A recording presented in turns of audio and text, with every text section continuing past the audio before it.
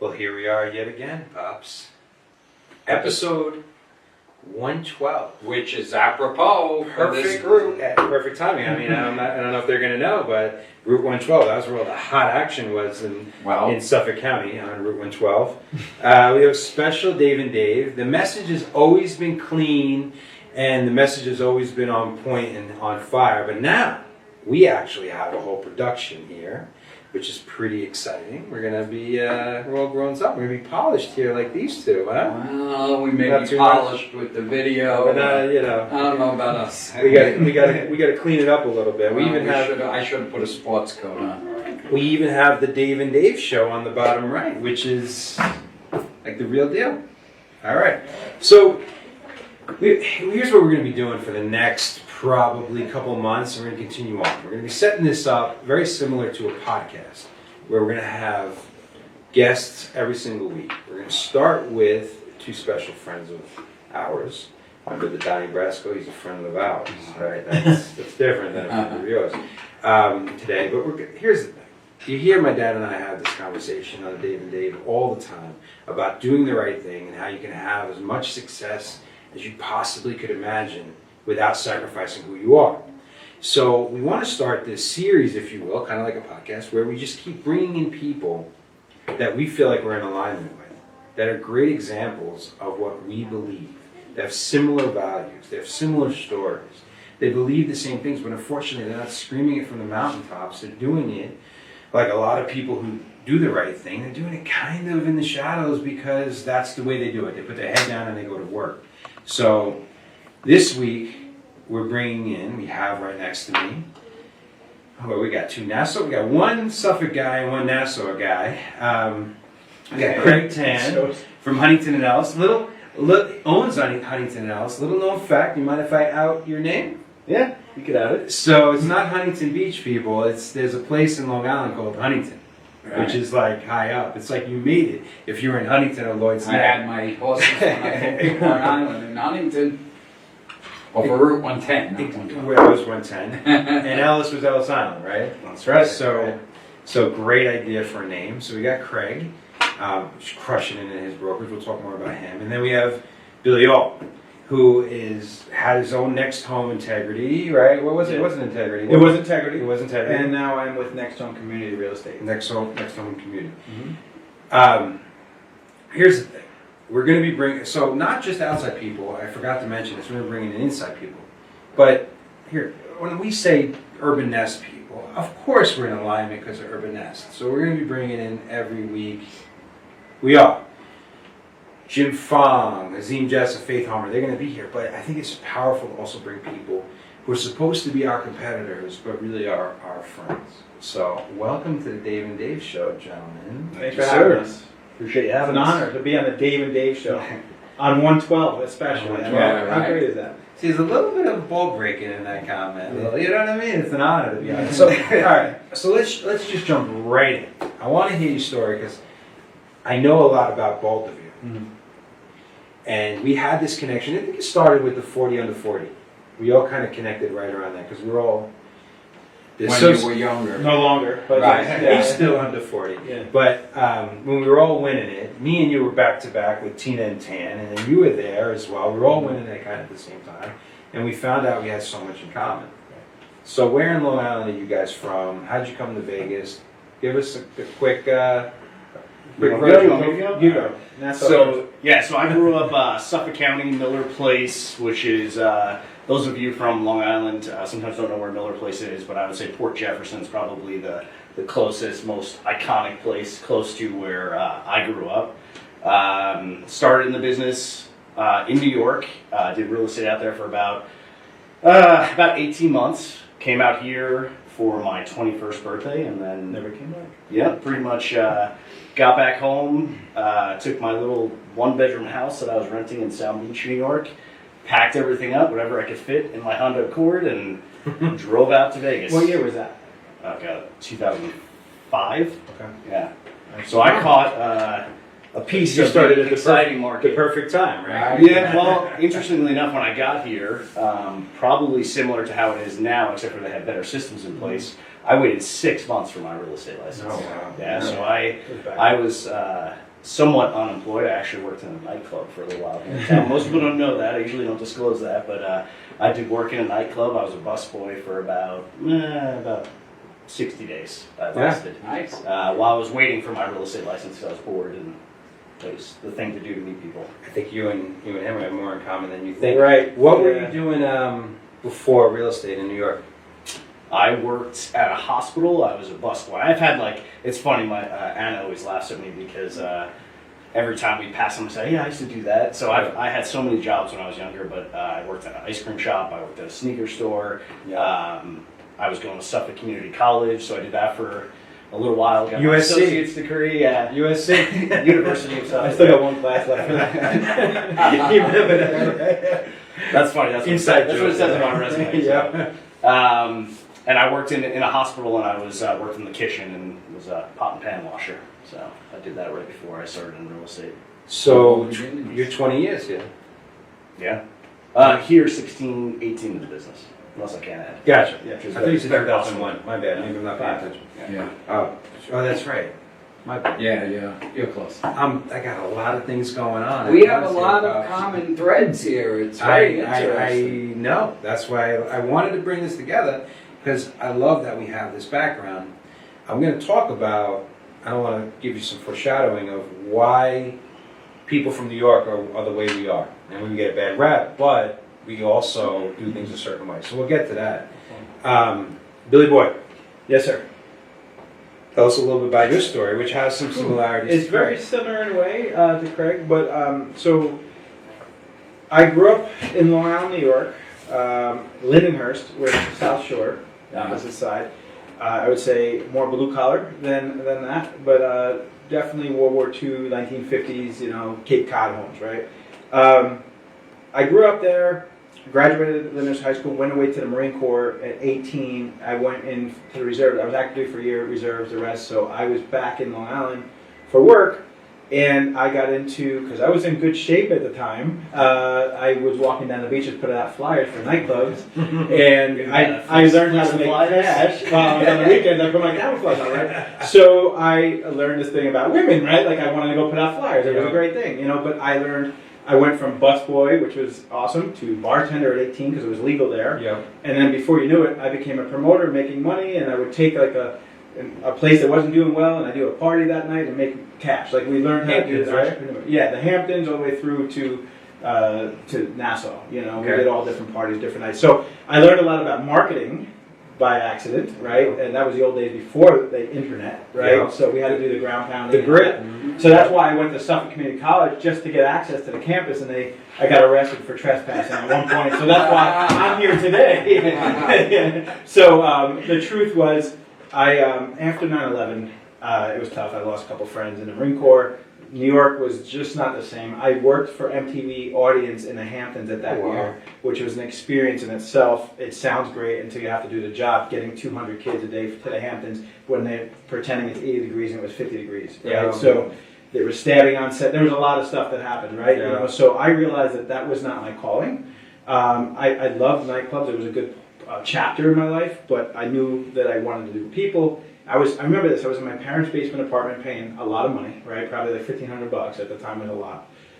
This was 2003, Okay. and I remember saying, "What am I going to do with myself? What am I going to do?" I didn't finish college, right? I got out of the Marine Corps. I was like, "What do I do?" So, two fastest places growing, Phoenix and Vegas. And I'm like, I knew people in Vegas from the nightclub circuit. Yeah. I did.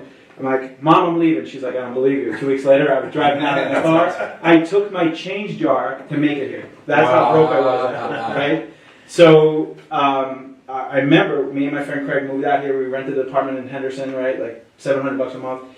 And we basically bet on black or red to eat or drink that night, right? Wow. That's how it was. So I got my real estate license just not knowing. It was like, hey, the easiest barrier to entry, honest to God. I always understood real estate. I knew that my parents growing up always wanted to buy a house, but they couldn't afford it. So I always saw rich dad, poor dad, like the landlords are always the people with the money. Yeah. And then they finally got in Patchogue, they finally got a lease option, and it was a fraudulent lease option. They got foreclosed on. So it was heartfelt, like to see how much homeownership meant to them. But the good thing is they ended up buying at the end. Yeah. But I always remembered real estate was exciting to me in a positive way. I saw what the people that owned property did. So that's I came out here, got my license, and then I went right to Cancun, not realizing there was it was 03. So I waited 6 months, went to Cancun, hung out with my friends, not realizing how much money I was losing by not being here, because that's all I knew. But I got back in. I started in April of 04. And I mean, that was when it was fairly easy. I remember being on a bus tour because I did investment seminars, and I tiled stucco, and I had 5 people raise their hand to buy a house, kind of like today. And they were, I'm like, is it that easy? I'm like, screw nightclubs. $10,000 check. I remember it like it was yesterday. And then I made it, and I did so much. I made 150 grand in 6 months, and then the crash happened about 2 years later, right? So I thought I was rich, right? Because I never had money before. Yeah. So I didn't know how to reproduce this wealthy and rich, right? I learned that lesson real quick. So play it forward. Here we are. I hung in there because I didn't know any better. I didn't have any other options. Through the ups and downs, I built my team and everything like that, and I survived. I was a survivor in that thing, just like we all were. But you learn so much through the hard, the pain, right? And one thing which is part of today is I never forgot. My dad taught me in the Marines the integrity part, right? Because I saw, and we all are a part of that, what happened with the REO days and the foreclosure and all that, the scams that were going on. I never let that change the way I did business. Money wasn't as important as my. So don't jump on me on that, because I want to talk about the integrity, right? Yeah. That's a huge part. Yeah. I want to talk about values and where you got them from, and how much New York played a part in the hustle. Because I'm hearing the hustle Yeah. here, like the grit. Like Yeah. the thing about New York is the pops. This is where I want you to jump in. I mean, you're looking at 2 guys who started with not a lot of help and are super successful, right? I know they know your story, right? You're a New York City fireman and started investing in homes a lot earlier than all of us. I don't think you were right. How much of a part of being from where we're all from? I mean, they both mentioned places where I'm from. I was raised in Medford, which is Patcho, Medford, and then I graduated high school in Port Jeff, which is right next door to Middle Place. But the only one here at this table who actually is, what we were joking before this, a legitimate New Yorker is my father, because he's from Queens, which even then is right next to Nassau. Yeah, I'm on, and I was from Flushing, so I really touched that Nassau borderline and went out a lot and partied in Nassau. But our similarities are scary, because I think that the thing that all 4 of us had to do was work our way to success and not have it handed to us. Right. So what I just mentioned is, after getting divorced, I was so in debt. I was so broke. Dave would wear the same outfit I'd wash every night to go to school, and our big night was 99-cent videos, and I would make tacos. 10 cent tacos at Taco Bell. Right. And we'd steal all the hot sauce. Right, right. And So all we're that. And I think that our perspective, a lot of people say, oh, New Yorkers, you're brash. I think about New Yorkers as honest. Most of us tell it like it is, rather than say it behind your back. Right. But I also think, like, in my story, I did start real estate in 77, which you guys weren't even a shadow. He 2 was years. born by 2 then. years old. Yeah. Okay, and you were 2 years Craig old. was on his way. He And had a Dave couple years. was in the valley. And I was a firefighter the whole time I was doing real estate to double income. And then when I got divorced, I had this attitude of, I don't care. So I took a pension loan, a home improvement loan, and bought my first house. Nice. If I didn't get paid on that house, I would have lost the second house. 4 houses later, I bought a restaurant, which you guys didn't know, was called the Landmark Cafe on Route 112, and Dave built it with me, was the busboy, and I'd say to him, you have to be the best busboy. I know you're the owner's son, but if you don't represent the highest quality, and they think you're in here as the owner's son, we lost. And he worked harder than anyone else, and that's where the ethics, I think all of us came from a background where no one was handing us that silver spoon and saying, okay, here it is. So the true grit came out. My grit came out when I got divorced, because all of a sudden I had a 5-year-old son I was raising on my own, 50 grand in debt, which in the middle 80s was a ton of money. couldn't sell the house because the market was 18%. Right. So grit comes out, and that's it. You brought your jaw to get you here. You came at 21 with nothing. And Dave moved out here on his own at 17. Couldn't even sign anything. Yeah. He was 17 going to UNLV. After my mother, God rest her soul, he got a full boat scholarship at House University. Right? Yeah, for his football and his grades, and he said, "Nah, I'm going to Vegas." I'll follow a girl. Because you know what I mean? But You follow your life heart. works because that move, which a lot of fathers lived through their sons, and would have said, "Are you crazy? It's football." I said, "Dave, follow what your heart, if that's where you want to be." Which 2 years later, then I came, and how we're all sitting here at this table. So we've been having a conversation. Actually, we always have a conversation about values. I don't think we actually think we're having a conversation about values. It's kind of just what we are, right? And then somewhere along the line, you pay some high-priced consultant to come in to put words together that really verbalize and memorialize what you stand for, right? And I think it's a gift, right? Because, for instance, this company's values are my dad and I's values. It's not really the company's values, the company is us. And I'm starting to think maybe these are New York values, and they're just super simple. I don't think they're New York values. I think To a degree. the work ethic, I think. True. The So values. let's just say 3 of them. Do the right thing, do the work, and level up. Which level up is raise your standards, right? So I don't think in New York there wasn't. I don't know if it's like this anymore. I think we've talked about this. Yeah. Do the right thing. You got punished if you didn't do the right thing in New York. Like you could go out of business. And I don't know if this is the way it is now because I've been so long since I've been there. Yeah. But it was a New York value. It's a value that we've had as Italian New Yorkers growing up, was do the right thing. The work ethic, I joke even the drug dealers in New York are hard workers, right? I mean, like no one gets away without working hard back there. And then level up is commit to becoming a better version of yourself along the way, right? It's super simple. And you know, I'm going to cut it simple. When agents come to us and they go, "Oh, I'm showing one of Craig's company's listing or a listing by Billy," I go, "Okay, you're good." And they go, "Well, what do you mean?" And I go, "Craig, as the broker, he has 70 agents. I will vouch for all of them. Billy, upstanding, his whole team. I will vouch." That me saying that I will put up, that I know the right thing will happen, that's your value. That's everything in life.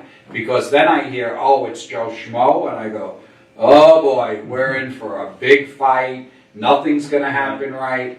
That's what I hope Dave and I and the two of you have achieved. Right. And if you achieve that, then everything else will follow. Right. And that's how I feel. To comment on that too, I think that doesn't happen overnight. That's a series of good choices. Like I think that's the part that a lot of people miss, is like it's every choice that affects that end result. You know, it's not just, you know, because we're friends. It's you've seen the type of work that I do over the years. I see the type of work that you guys do over the years. We've had issues between companies and agents, and we can settle it immediately because we know we're going to do the right thing and make the right choices, and we know that our agents will follow suit. So I think the big thing is that doesn't happen overnight. That's a long. It takes a while to build that type of reputation. Absolutely. And really quickly to get rid of it. yeah. True. And for me, where you guys are all contemporaries and I'm not, I'm the dad. Craig, I heard about you that you used to give back one of your rentals, and people that were in trouble, you gave back, and I never forgot that. I was so... You're jumping the gun. I was going to talk about charity. Okay, all right. And then Billy... Oh, here, so he's just going to jump. No, I am. I'm going to say, as a veteran, all the stuff I saw you do that you did with your heart. So Dave, you're firsthand. You go out with these guys. I don't. So I got your reputation hearing what you guys would do. So the two of them, I break their chops relentlessly about because they don't broadcast the work that they do enough. And the reason why, someone has told me this in the past, it gives permission for other people to look at the two of you as beacons and emulate. And I know you don't want to put yourself in front of the cause, Right. but it's important to be I can reframe this to say that you are robbing the opportunity for people to see how much of leaders the two of you are. Now I know you do a ton with the Nevada Homeless Partnership for Homeless Youth. Partnership for Homeless Youth. Billy, you guys, every Christmas you give away so much. Yeah. I mean, talk about your charity, because this is the third rail for this. This is not only doing the right thing. They're massively successful agents, owners, teams. They're always in the top 50 as individuals. Their companies are great. Like, these guys are at the top 1% of their game. So this isn't like, you can have it all. Their family lives are strong. They're complete men in this game, right? So on top of all that, they give back at unbelievable levels. So let's start with that. I know you don't do it anymore, right? With the house. Yeah, so yeah, I had a rental property that I would. This is when, well, I guess right now a lot of people are going through tough times, but back 2000, I want to say it was 2009 through like 14. I had one of my rentals that I would give and try and swap it out every 6 months, give it to a family that's in need, let them live there for free, pay the utilities, pretty much they're there at no cost. And the idea behind it was they have 6 months to get on their feet, and then it goes to the next person. I feel like in 6 months, for most people, if you're a hard worker and you're committed to making things better for your family, that 6 months gives you really good lead time if you have no overhead. Yep. So I did that. I sit on the board for Nevada Partnership for Homeless Youth. And then we do, charitable events, which over the last year they haven't been able to have them. But and then we also do a donation on every single transaction that we close. I donate a certain amount of money on every single deal. So, and then we do Toys for Tots, and I mean, across the course of the year, we're consistently donating to whatever cause we can. Anytime we can help, I'm all in on it. And to be quite honest, I mean, that's probably the most fulfilling part of my job, I guess. So I went to Craig and Anna's wedding, and instead of a gift, I wrote a check, because you remember this, right? It was in lieu of gifts, if you would like, give a donation to another partnership. Yep. So I mean, he even incorporated it into his wedding. So I mean, it's just beacon contribution stuff. Billy, what you do for veterans and how the boards you've created, and I mean, it's unbelievable. Tell people a little bit what you do. I mean, so hearing it from your perspective is different than me. Like, I look at it as like, hey, I don't want to put it out there because I don't want to look like the person that's doing it for the attention, right? It's a veteran thing, it's a New York thing, but I get your point. I'm starting to realize that if you don't show people good things, that's all they see is the negative. Yep. So you're washed out by the negative. So it's a hard battle inside for me, and I'm sure you guys go through it every day, right? You know, I'm laughing at you because my mother used to say, "Don't talk about yourself. You sound like that's you're what I grew up conceited saying. Like, ass." smack. My dad would knock me down. Yeah. As a matter of fact, God bless him, my dad before it, he would make fun of me. He would call me up. He said, "What's that YouTube thing you did?" Like, shut up, you know. And I'm like, "All right, Dad, sorry." But back to the veterans, it's my passion. I told you about the 9/11 thing, so I had a little bit of guilt that I didn't do anything for those guys and go back into the Marines. So I didn't realize this till later, but I was able to use this great thing called real estate to make money, to do the things that I love to do and incorporate it together. So when I became the president of VREP with that group of people that we started out here, it was Such great guys. It was a great group of people, and we're competitors, right? Yeah. And we were able to go and shovel rocks and create this camaraderie across party lines. As far as it doesn't matter what sign you have in there, right? I don't care if it's Urban S or whatever it is. We were sharing a common cause that we all. And this could go across many different things in life right now. But it was great to see that face of that veteran that was maybe like never had that information. Maybe he was a Vietnam veteran, never had anything positive in his life because they got spit on when he came back. And we handed the keys to that person, mortgage free, and to see the tears come out of this grown man that served in our country and fought in wars, to be able to do that.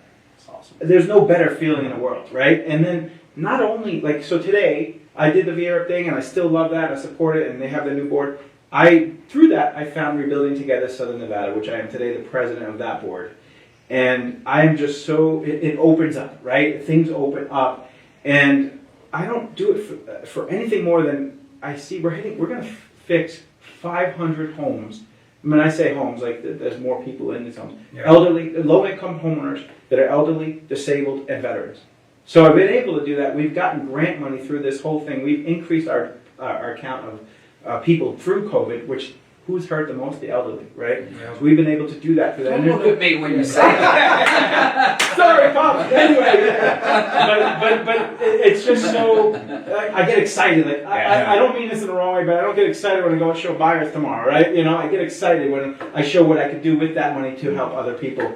And it's a cliche, but like you never go broke helping other people or donating, right? There's always when your passion's there and you can feel it. Other people get surrounded by you and want to be part of it. I got a call, you know the Christmas thing that we did? Yeah, This always. past year, I got a call from somebody in Texas saying, Billy, we want to do that next year. And then she told me, it's starting to spread. And for me, it's not about me. It's if I can inspire other people to do good things, it's just, there's no better feeling for that. And that's why you got to be on forums like this. You know, there was a happiness study that showed, I tell this story all the time because it's important. They told a bunch of college kids to go out there on a weekend and have as much fun as they can. Pick whatever you want. So what do college kids do? They went out, they partied, they drank. Now Monday they actually measured how fulfilled and happy they were. Yeah. Then the next week they said, we're going to tell you to do that. Instead of doing whatever you want, just go do one thing for one person.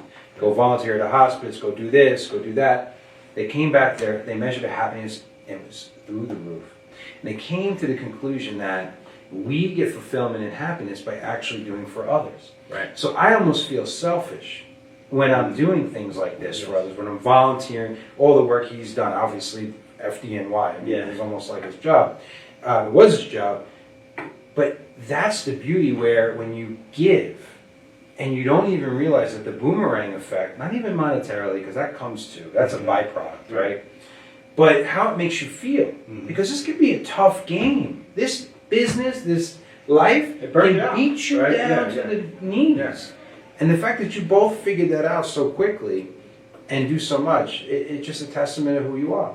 So you jumped the gun, because I was going to talk about values. I never follow the rules. That's a pain in my head. That's my job. It's my job. So, all right, let's backtrack. I want to talk about your success, because everyone, I don't think everyone, but a lot of people feel you have to sacrifice your integrity and trade your soul a little bit, little pieces of it, to get to where you want to go.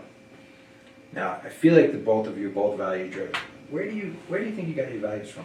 And what would be, I mean, I know I'm putting you on the spot, and maybe you don't have your values formulated out. Give me some of your values and where do you think they came from? I'll start this one. Yeah. Number one, my family. Like the base of that, right? My dad, my mom, my grandparents, right? They were both World War II veterans. I learned a lot. And one was the Italian. I had to sit down and eat every piece of food and think, but like he had a structure. And I had more food than you can imagine, right? The other one was the German. And he was not hugging me or anything, but he taught me a lot of lessons, right? But he loved me more just as much. It's just a different way of love. But my point is, they taught me the right thing to do.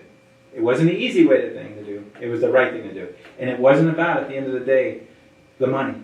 Because your reputation and your legacy is what's more important than any of that. And I learned through that. And of course, going through the Marine Corps, that's a whole nother level, right? But it's the same thing. And, you know, sports, right? The football games and all that, the coaches, like you're getting taught that through the whole thing. And I think that's, when you talk about Long Island, where we grew up, that was the kind of area we grew up in. I don't know if that's everywhere else because I didn't live anywhere else, but that's it. But for me, that's where I think it was. And now with my family, I want to be that person, especially in a world where I think we've fallen off that. Yeah.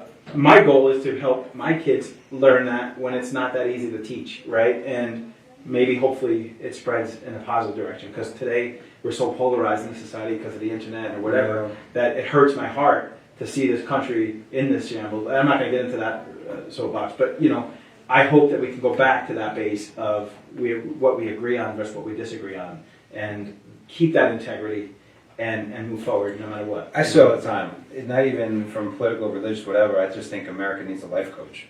Because they need their values just put in place. We need to remind ourselves. What about you, Craig? I mean, for me, definitely family obviously played a big factor growing up. I think growing up, I was super quiet, always listened and watched what other people did, and I determined what I wanted to do, I guess, based on other people's actions. For me, it's like there's right and there's wrong, Right. and like even as agents, right? We know if we're making a poor choice. We know in that moment if we're questioning ourselves and saying, "What should I do?" We already know the answer. So Right. I think it's a choice that people make. I mean, they choose to do the wrong thing. I mean, most of us, 90%, 95% of people, grow up knowing what's right and wrong. Yeah, so I'm going to challenge you a little bit more. Mm-hmm. I gotta feel like I'm Oprah here. But so I agree. I think you're discounting. Here's where I'm gonna push a little bit. Whether or not people know that what the right thing to do is, some people don't choose. So why do you think you choose to do the right thing? Where'd that come from? That's deep. Yeah, that is. I would say, Because it came from somewhere, right? I think for me it's a selfish thing. I mean, I don't feel good if I make a poor choice. You know, it doesn't make me feel good, and it surely doesn't make the other parties feel good that's involved in that decision. So probably more worried about how they feel than I feel. I know that it doesn't make me feel good, and it's definitely not going to make them feel good. So I'm not going to make that decision. You know, because you bring up such good points. I mean, that's the thing. It's all about permission, I think. It's like give myself the permission to actually do the right thing, which sounds kind of counterintuitive. Yeah. Because people give themselves permission to do the easy thing, which you said, right? So I believe that watching the two of you, and hopefully us as well, people are out there, it's giving them permission like, wait, I don't have to cut corners, I can do it right. And I'll tell you, I lost business because I didn't do that, but I've also It's gained expensive. business because Yeah. people that on the other side respect Right. that. Yes. So I want people to gravitate me that have the same beliefs. How hard is it that client that is the other way, and you know it's going to be a problem later, and you took that deal just because? Yeah. And it's a headache. So I'd rather work with people that like and trust you. And it costing you more money down the Yeah. line. And you're taking a stand. You don't realize it, but Yeah. you're drawing a line in the sand, and you're taking a stand saying, this is the way I do business. Right. And it goes back to what Dave was touching on about the reputation Yes. of who you are. That's all based on making those good choices. Yeah. Doesn't mean that you win every time. I mean, there's plenty of times where I make the right choice and I lose in that moment. Yeah. But big picture and down the road, I win. Short-term losses, long-term gains. Yeah. And super long-term when it comes to being able to look yourself in the mirror, which is number one, but Yeah. all of our kids Yeah. doing the right thing. I was able to get some early lessons by watching him make these choices because my values came from right here. Like watching him take chances, strategic risks, and constantly do, and he was the quiet one, believe it or not, Craig. He was like you. He would watch. He would watch. I was a watcher. I still am a watcher. But the reason he has good values because I started young, grabbing his ear, and he didn't want me to pull his ear. So, But there was he always made stories. good choice. Like, let me give you a New York story.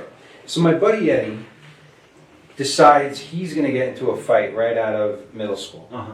He goes up to the school. There's almost a fight. The whole school's out there, and it's so close to the school that the principal comes out. His name is Anthony DiClemente. Is he not a principal? Yeah. He comes up to me and he goes, "What's going on?" To the principal. I was the 9th grade president. I said, "I don't know what's going on." And he goes, "You were right there. What's going on?" I said, "I don't know what you're talking about." Now, my best friend in the world, like my brother Eddie, right? He goes, "You're the president." He goes, he was threatening detention or something, right? So I go home. He calls my father on the phone, and my dad goes, "Anthony," calls my father. He goes, "My son is a lot of things, but a rat is not one of them." And he goes, "You're putting him in a really tough spot, right?" So he makes me get on the phone with the principal. I said, "Mr. DiClemente, I mean, I know you have a brother who's a coach of football in Central Islip. Like, would you rat on your own brother?" Right? I said, he made me get on the phone at 12 years old. And he goes, "Dave, I understand, and I get in trouble. But he made me go do the right thing. I could not avoid the conversation." But on the other end, because go fast, talk about the cutting All right, experience so and the here's difference the good stuff. between 4 So pounds. I had a science test that day, and I didn't study for it, and I didn't want to fail because I get the wrath of God from him. And we're running first period, second period. And I'm like, I want to take the science test. I just kept running. He was Forrest Gump. I just kept running. So we cut the whole entire day of school. There's 3 of us. Mm-hmm. And I guess someone saw us on the side of the street. And we were caught. And the other 2 parents totally lied for their kids and said that they approved it. My father trotted my ass down there, and I had to admit that I cut school and I took the punishment. Right? So these were the things that are instilled. And, there's, I don't know if you're Harry Potter fans, but there's a great Dumbledore quote, like, you got to make the choice between what is right and what is easy. And they're never the same thing. So, all right, let's get into some of the fun stuff. And I know you guys don't want to brag, but give me some of your numbers over the years. I mean, I know you're doing like 50, 100 million in real estate a year. I mean, what are you doing? Because this is important. I know you're top 50 at both of you, top 100 every year, right? How many houses are we selling? I want them to have context. 130, 150 houses, 300 houses, where are you at? So me, I think last year I did 80 something. Yeah. My team did 155. No, 175. I sorry. Yeah. So every day you're going through. Like I got rid of my company because I realized I was not an owner of a company. Not yet. And I had it because I thought I should. And then we have this conversation. You're between an operator? No. Yeah. I knew what I was doing. Conversation. So now I'm trying to fix up the team to work function better. And you're always trying to get better. Like I'm happy, but you always want to get better. So you are an owner of a company doing 175 transactions. Yeah, Just but wanted to tell you know what I'm saying. Like there's a lot more to that, right? Yeah. And dealing with a franchise and all the things you have to report to, it's fun. Not for me though. But I want to do more real estate and doing that, right? So and see my kid again. But I'll tell you, like I've done the most I've done personally is 117 in a deal, and it was just too much for me. So I've learned to delegate, which is the biggest thing of me learning in life. Because as a New Yorker, you want to do everything and never give up anything, and that was hard for me to sit back and say no to clients that I thought were going to be a problem up front, which I never did before in my younger years, because I came from the scarcity part of money, right? And number 2, set up better systems. Like I have employees that, going through COVID, like we were all scared we were going to have to let people go. Yeah. We survived, but it could have been the other way. So that was a scary part through this whole last year. But we did our most volume this past year. I think we did 65 million. Which for a small team of 8 people, that's unbelievable. But you want to get smarter. I want to work less hours in the business and work smarter, right? That's everybody's goal in life. So I hired my first coach. Today is my first coaching call because you do coaching. Mm-hmm. I was always anti-coaching, and I finally bit the bullet. And I'm like, I found somebody that's almost like a life coach. Not like a but I'm going to try it out. 16 weeks, so we'll have another conversation later. But I needed that, and for me to get to that point took a lot, right? Because I was never like, I'll do it myself, and I don't want anybody to tell me. But I think it's a time I need to level up, like we talked about, third value. So that's me. What about you?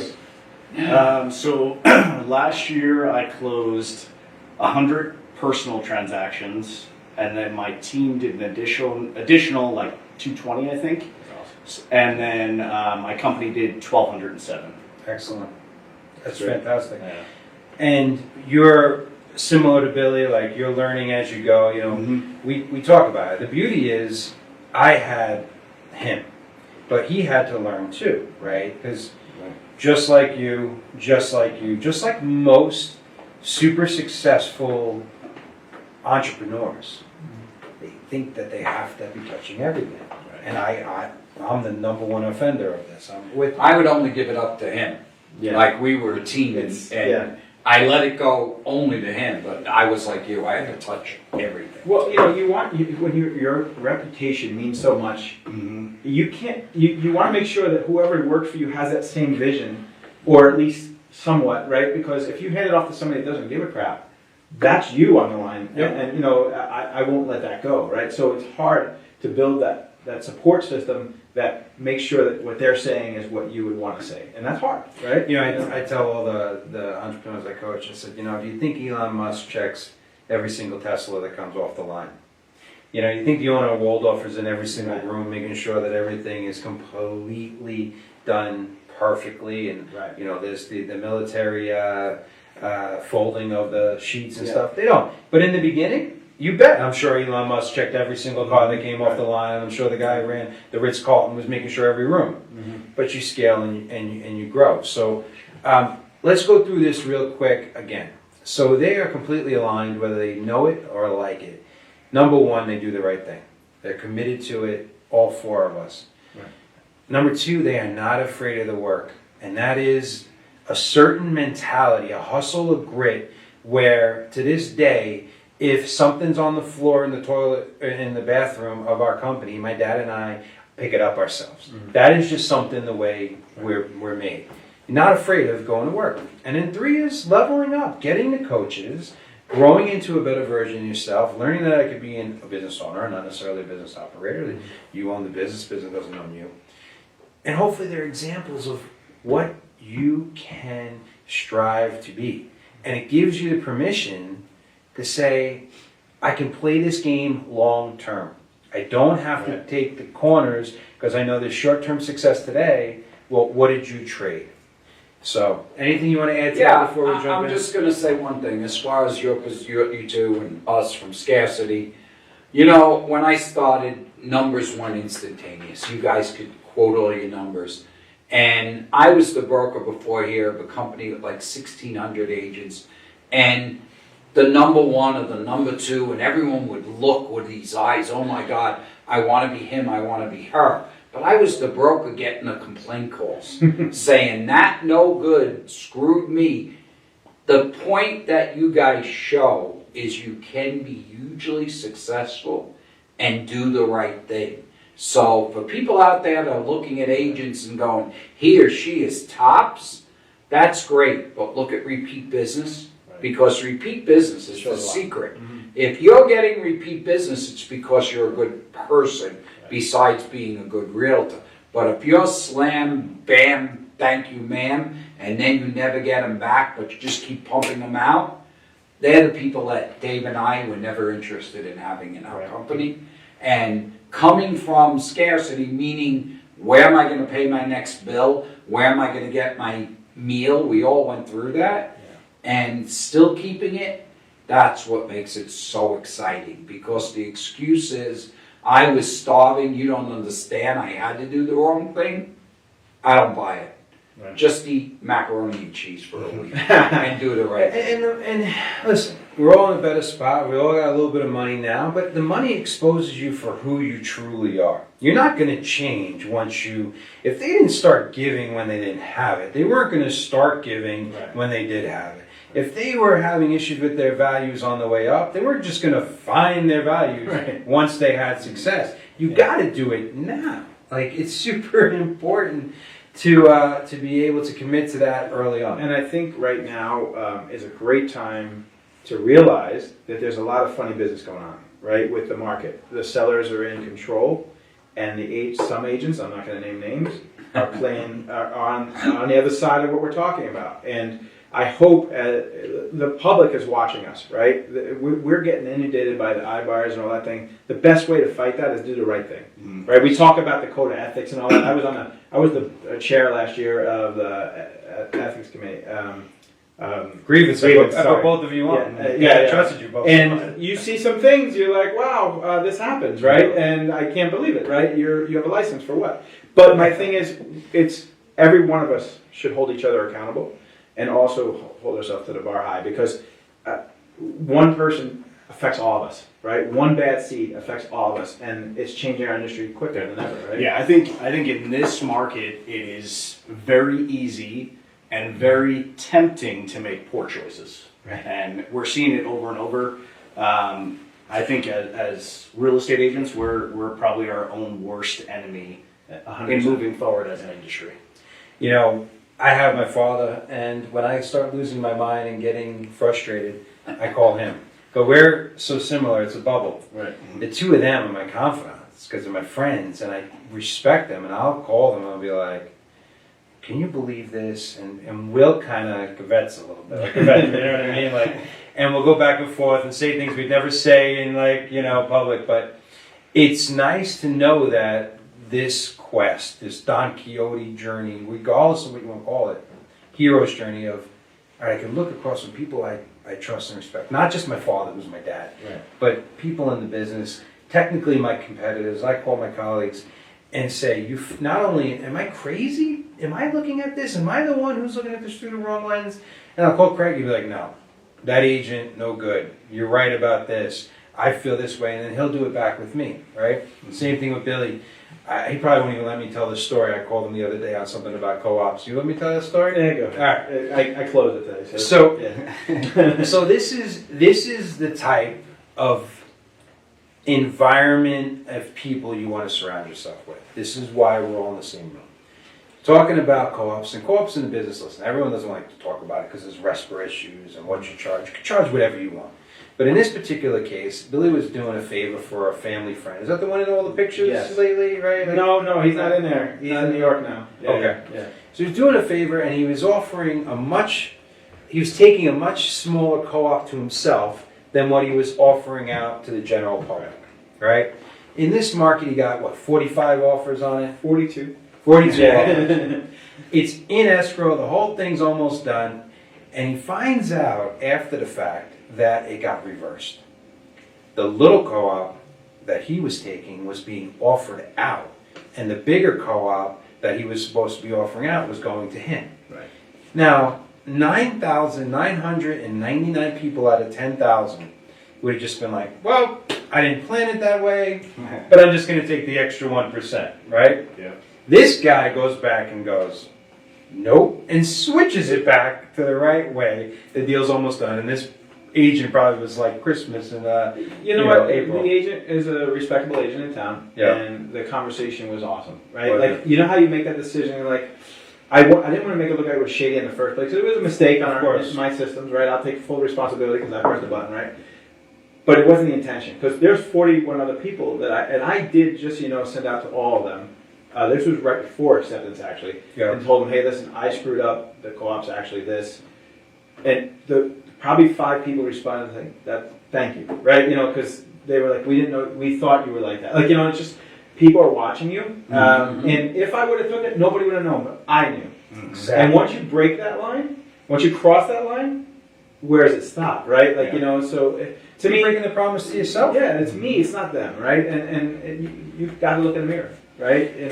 But that's a compounding behavior, and it's compounding leadership. So you're given, wow, this guy did this. And then they start seeing, rather than people getting permission to do the wrong things, right? Like Craig's one of the few owners of companies that I know who would be willing to fire an agent who's a producer. I could probably count on 2 fingers of 2 companies that are willing to do that. And you're sitting right here. Right? Because he is so, I know, you're so obsessed with your company having that reputation, right? Yeah. And if they're not aligned with your values, off they go. Absolutely. Right. So, okay. So, listen, if you don't have it by now, we'll have more people next week. But this is the Long Island contingent with the half Long Island. We'll give them half Long Island. Let's Half-breed. All let's right. have some fun. Put you on the spot. What do you think of this market? And where do you think we're going to go? Let me start. I think this market is intense. I won't say insane, like I said accidentally on the news the other day when they put. That's right, you're on the news, yeah. That was awkward. But it's amazing how they can flip what you say. Of course. But intense, and because we know how this was created, right? It was a lot of influence from outside parties, a disease, the virus, the government regulations. But my point is, I don't think it's going to be. I think it'll change quicker than people think, because the pendulum swings so fast that people think, oh, it'll take time. The minute that people feel good to move around in their cabin again and sell their houses, I think it's going to happen, and buyers are going to give up. Yeah. So you're going to have that both hitting. Not to mention interest rates and all that stuff that goes on. Things that we don't know. What if a second spread happens? Blah blah blah. Right. But I think if you're a seller, you sell right now. Don't wait for tomorrow for more money. It's the right time. I like that. And I think buyers don't give up, but there might be a chance, an opportunity in a couple months to get some more inventory to play with. That's my opinion. Strike when the iron's hot. There's always a good time to do what you got to do. Craig, what do you think? Yeah, I think as an agent working in the business, it's very easy to get caught up in the hype, and you're looking at the buyers coming in, 42 offers, and you start thinking, okay, well, it only takes one person to buy a house. There's 43, 41. That's Long Island massive tracking, so that. So you have 41 other buyers that want to buy a house of that caliber in that area. So, that definitely gives confidence in the market moving forward. But I'm also not ignorant to outside factors influencing the market. How quickly the market shifted back in 2007, right? It was very quick. There was always signs, but because we're in the business, we get caught up in the excitement and we don't pay attention to the signs. And a lot of things right now feel like 2007, and there's some things that don't feel like it. So, I think we'll see at some point, we'll see a shift in the market. I don't know how much inventory we'll see. I think it really depends on the forbearance and those sellers coming to market. Right. I would love to see some more inventory. You and I were talking about it. I mean, this market, it's great in a sense. You put a house on the market, it sells in a day. But it's also frustrating too, and it's frustrating on both sides, buyer's agent and listing agent. That's the part I think most people miss is buyer's agents are so frustrated with the listing agent, but being a listing agent, in this 42 market, offers is a job. it's right? pretty rough too. And it's nonstop calls and hey, Yeah. what's the status of this property? And you want to get back to everyone and do the right thing, and it's a challenge. So I think we'll see a shift in the market. I just don't know how soon. Right. A lot of factors, right, Pops? I mean, we talk about this ad nauseum. We don't know what the government's going to do. They're going to so far they've propped it up like Weekend at Bernie's, right? Bernie's the dead man walking around and we're pretending he's alive, right? So I have a new question I would ask people when they're trying to time the market. I will mention that in a minute, but what do you think while we're having this conversation? I think that if you're buying a house as a home, like our families did on Long Island, the low interest. Now, the bad thing about having 44 years this month is I'm old. The good thing is I've seen all the cycles go through. If you're looking to buy as your home, the interest rate is insanely phenomenal. So if you pay a little more with this crazed market, but your interest rate is here, buy now. Right. If you are an investor looking to buy rentals and stuff like that, Still buy now. Maybe right now you have a complaint because you're paying above comps. But it's separate your market. Don't look at your house as an ATM. Wow, I'll make this and I could pull money out. Yeah. Make it your home. Perfect time to buy. Will I see an adjustment in 44 years? Of course. This is it. Never changes. So I have a new comment, and you feel free to steal it. Ask them how much money they foresee themselves making a year for the next 10 years. Because it does not matter if you're buying on the high, it does not matter if you're buying at the plateau, it does not matter if you're buying on the way down. As long as you, being an investor or a homeowner, can say, I can take the highs and the lows in stride because I know I'm going to make X amount every single year, and I know if I dollar cost average this game over time, that I am going to be in a better off position than I am today than I am in 10 years from now if I own 2 houses a year. We talked about it. If you would have bought a house in the crash at the top point, you'd be up right now. Exactly. Right? Big time. And that was the biggest crash we And would you have. would have, if you bought it intelligently, put enough money down, you would have cash flowed every single year. But not if you own 20 of them with 0% down, and then you're a realtor that goes ups and downs. Then you have a problem. But if you're a doctor, you're golden, baby. And if you're a realtor, put 30 to 40% down. Rentals are going to, I believe, will be going up in cost for the foreseeable future. Right. Mm-hmm. So who cares? When it happened last time, he owned the Signature, one in Ivy Glen, one in what was Del Sur? Solano, and another one. Right. He owned one cash, one with 50% line of credit, and the other one. Every single one of those homes cash flowed in 2007, 8, 9, 10, 11. He said to me, Dave, I don't care what my net worth is. Who cares? I'm making money every single month. Mm-hmm. Right. I think it's not what you do, it's how you do it. Right. So I agree with both of you. We will see a dip.